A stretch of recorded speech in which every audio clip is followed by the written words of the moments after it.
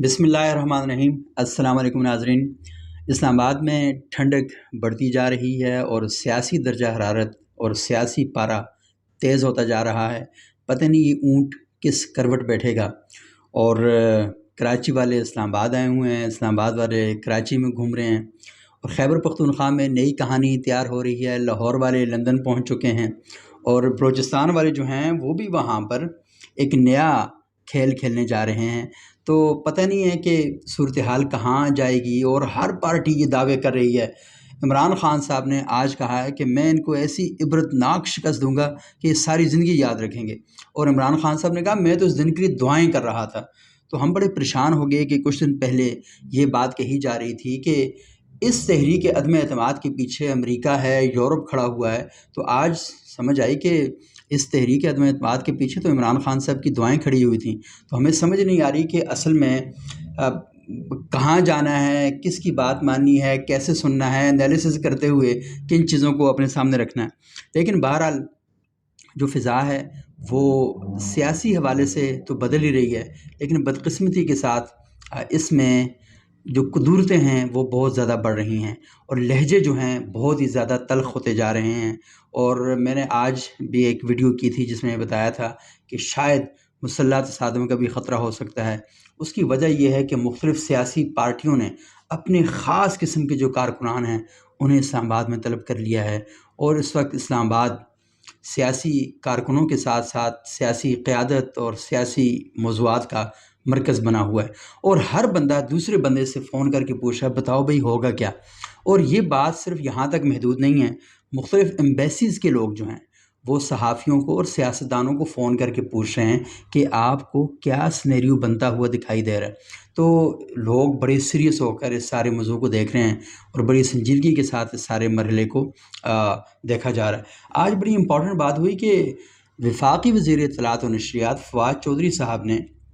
एक ट्वीट किया और उसमें उन्होंने कहा वज़ीर आज़म से और स्पीकर से दरख्वास्त की कि आप फौरी तौर पर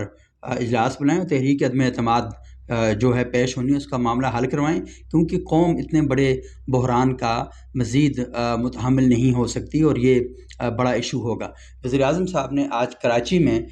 मुत्तहिदा कौमी मूवमेंट के मरकज़ जो आर्ज़ी मरकज़ है बहादराबाद में, वहाँ पर दौरा किया और वहाँ पर जो ख़बरें आ रही हैं कि MQM ने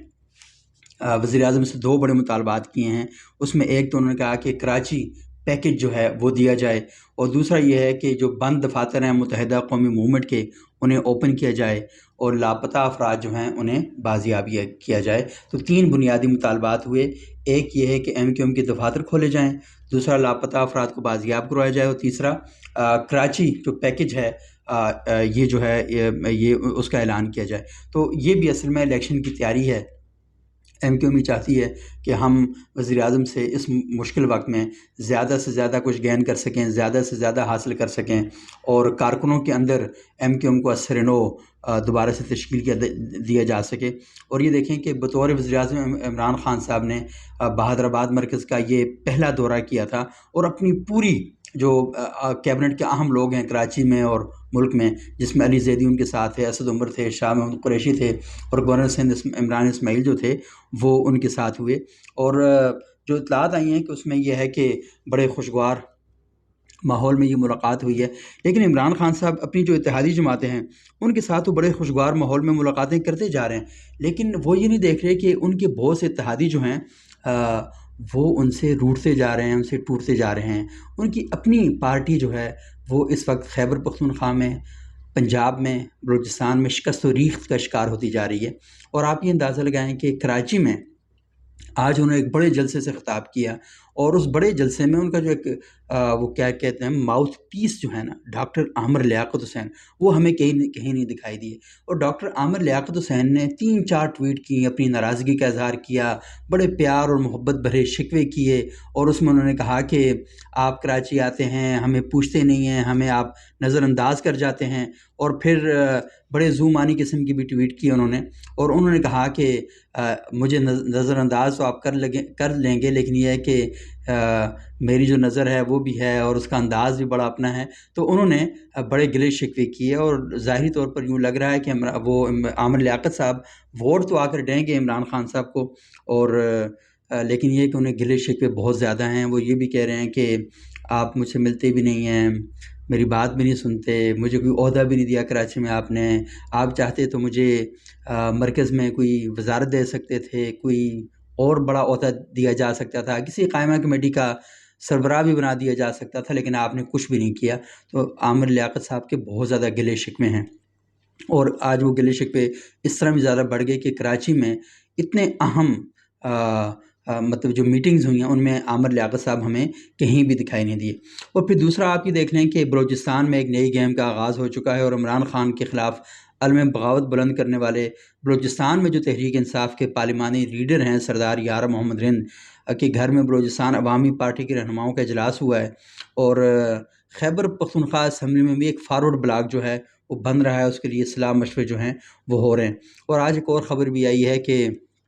خیبر پختونخوا میں تحریک انصاف کے 12 ارکان جو ہیں وہ جمعیت علماء اسلام کے ساتھ رابطے کر رہے ہیں، اور ان رابطوں کو فیسیلیٹیٹ سابق وزیر اعلیٰ خیبر پختونخوا اکرم خان دورانی کر رہے ہیں، اور دوسری طرف جو امیر مقام ہے مسلم لیگ نون کے سربراہ جو پی ٹی آئی کے لوگ مسلم لیگ نون کے ساتھ رابطے کرنا چاہ رہے ہیں، تو مسلم لیگ نون نے امیر مقام صاحب کو اس بات کا اختیار دیا ہے کہ وہ جائیں اور ان لوگوں کے ساتھ بات چیت کریں، اور ان کے ساتھ جو صلاح مشورہ ساری چیزیں جو ہیں ان کے ساتھ جاری رکھیں۔ اچھا، یہ جو ساری صورتحال ہمیں دکھائی دے رہی ہے، بات وہی ہے کہ اس میں سے نکلے گا کیا؟ کیونکہ اپوزیشن اس بات کا کلیم رکھتی ہے کہ ان کے پاس 172 ارکان کا جو فگر ہے وہ پورا موجود ہے، جبکہ عمران خان صاحب کہہ رہے ہیں کہ وہ اس تحریک عدم اعتماد میں بدترین قسم کی شکست کا شکار ہوں گے۔ یہ سوال بڑا اہم ہے، اور ہم یہ دیکھ رہے ہیں کہ کہیں پروجیکٹ پیش کیے جا رہے ہیں، کہیں بڑے بڑے اعلانات کیے جا رہے ہیں، کہیں لوگوں کو یہ بتایا جا رہا ہے کہ آپ سب لوگ جو ہیں مطمئن رہیں، ہم انشاءاللہ تحریک عدم اعتماد کو کامیاب کر لیں گے۔ ایک سوال بڑا اہم ہے، کیا تحریک عدم اعتماد اگر کامیاب ہو جاتی ہے تو پاکستان میں ڈالر واپس اپنی اصل جگہ پر آ جائے گا، پٹرول کی قیمتیں اپنی جگہ پر پہنچ جائیں گی؟ اگر یہ نہیں ہوتا تو پھر اس تحریک عدم اعتماد کا فائدہ کیا ہے؟ شہباز شریف صاحب آج سراج الحق صاحب سے ملے، اور انہوں نے کہا کہ یہ پاکستان کے 22 کروڑ عوام کے لیے ہم کر رہے ہیں، تو ایسا کچھ بھی نظر نہیں آ رہا۔ میرے کئی معاشی ماہرین سے بات ہوئی ہے، بڑے سینئر جرنلسٹوں سے بات ہوئی ہے، ایکسپرٹس سے بات ہوئی ہے، وہ سب کہہ رہے ہیں کہ معاشی صورتحال میں کوئی بڑا فرق نہیں آنے والا۔ اگر وہ بڑا فرق نہیں آنے والا تو پھر عمران خان صاحب کو سیاسی شہید بنانے کا فائدہ کیا ہے؟ یہ ایک بڑا اہم سوال ہے۔ اور دوسری بات یہ ہے کہ مولانا فضل الرحمان صاحب نے گزشتہ دنوں ایک پریس کانفرنس میں صحافیوں کے ساتھ گفتگو کرتے ہوئے یہ بات فرمائی تھی کہ وہ یہ چاہتے ہیں کہ خزاں چلی جائے، بہار آئے یا نہ آئے۔ مولانا صاحب، اگر بہار نہیں آتی اور خزاں چلی جاتی ہے تو خزاں ہی ہے نا، خزاں صرف موسم جانے سے کیا ہوگا، ایک اگلی خزاں آ جائے گی۔ تو آپ اس کا مطلب ہے ساری جو جدوجہد ہے خزاں کو، اگر بہار نہیں آ رہی تو پھر ہمیں اس قوم کو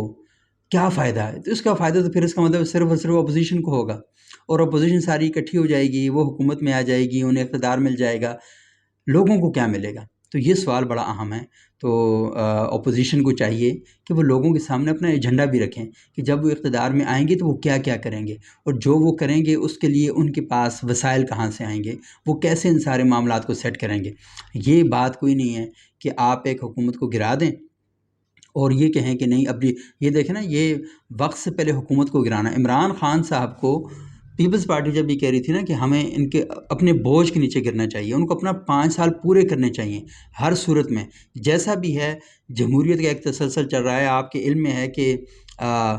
پرویز مشرف صاحب کی کے تحت رہنے والی ایک اسمبلی نے اپنا وقت پورا کیا 2007 میں، پھر پیپلز پارٹی کی گورنمنٹ آئی 2008 سے 2013 تک، انہوں نے اپنا وقت پورا کیا، پھر 2013 سے لے کر 2018 تک نواز شریف صاحب کی گورنمنٹ آئی، انہوں نے اپنا ٹائم پورا کیا۔ عمران خان صاحب کو بھی میرا ذاتی نقطہ نظر یہ ہے، اور بہت سے لوگوں کا یہی نقطہ نظر ہے، کہ انہیں اپنا وقت پورا کر دینا چاہیے۔ اگر وہ اپنا وقت پورا نہیں کرتے تو پھر اس کا مطلب یہ ہے کہ وہ سیاسی شہید بن جائیں گے، وہ زیادہ پرابلم پیدا کر سکتے ہیں، اور پھر پاکستان کے اندر ایک ایسا ماحول بن جائے گا، آپ وہاں سے نکلیں گے تو پھر عمران خان صاحب سڑکوں پہ دوبارہ لوگوں کو لے کر آ جائیں گے۔ تو حکمت عملی کا مظاہرہ کرنا چاہیے اور یہ دیکھنا چاہیے کہ ساری جو جدوجہد ہے تحریک ہے اس کا فائدہ کیا ہوگا۔ اور دوسری، وزیر اعظم صاحب میں دیکھ رہا ہوں کہ گزشتہ کئی دنوں سے ان کے الفاظ میں شدت جو ہے وہ بڑھتی جا رہی ہے اور وہ بہت برے القابات سے اپوزیشن کے رہنماؤں کو پکار رہے ہیں، شہباز شریف صاحب کو، نواز شریف صاحب کو، پھر اس طرح مولانا فضل الرحمان صاحب کو اور زرداری صاحب کو۔ تو میرا خیال یہ ہے کہ یہ طرز عمل کوئی مناسب طرز عمل نہیں ہے، اور یہ ساری طرف سے ہو رہا ہے بدقسمتی کے ساتھ۔ اسلام آباد میں ضیاء الحق صاحب کی قبر پہ مطلب نعرے بازی کرنا اور پھر ایک دوسرے کے خلاف ایسے جملے کسنا، تو یہ کوئی بہتر انداز نہیں ہے۔ اور عمران خان صاحب کی خدمت میں یہ بھی گزارش ہے کہ مولانا فضل الرحمان صاحب ایک مذہبی عالم ہیں، مذہبی لیڈر ہیں، اور ان کے جو کارکنان ہیں ان کے ساتھ حد درجہ عقیدت رکھتے ہیں، تو جب آپ ان کے خلاف اس قسم کے جملے کہتے ہیں تو ان کے کارکنوں کی دل آزاری ہو رہی ہے۔ ان کی طرف سے بھی یہودی جھنڈ کہنا، اور پھر میں نے آج دیکھا کہ ایک بڑے عالم دین ہیں اور راولپنڈی میں ایک مدرسے کے استاد ہیں، تو انہوں نے فیس بک پہ اسٹیٹس لکھا ہوا تھا کہ اس کو ٹیریان کا ناجائز باپ کہا جائے۔ تو یہ علماء کرام کو زیب نہیں دیتا۔ ہمارا طبقہ علماء کی بڑی عزت کرتا ہے، ان کا احترام کرتا ہے، تو علماء کو اپنی عزت اور وقار کسی صورت میں سے گرنا نہیں چاہیے۔ تو مولانا فضل الرحمان صاحب کو بھی اصولی اور عملی سیاست کرنی چاہیے، اور عمران خان صاحب کو بھی اپنے لہجے کی تلخیوں کو دور کرنا چاہیے۔ یہ میدان سیاست ہے، اور یہاں پر یہ میخانہ، وہ کہتے ہیں یہ ہے میخانہ، یہاں پگڑیاں اچھلتی ہیں، تو پگڑیاں نہیں اچھالنی چاہیے، اچھے طریقے سے شائستہ سیاست کرنی چاہیے، اور اس سیاست کے اثرات جو ہیں وہ زیادہ بہتر اور بہتر انداز میں مرتب ہوں گے۔ تاریخ تاکہ جب آپ کو یاد رکھے تو آپ کے علمی اور فکری اختلاف کی بنیاد پر آپ کو یاد رکھے، آپ کے نظریاتی اختلاف کی بنیاد پر آپ کو یاد رکھے، نہ کہ آپ کی زبان درازیوں کی وجہ سے آپ کو یاد رکھے۔ اگلے ویلاگ تک اجازت دیجیے گا، بہت شکریہ۔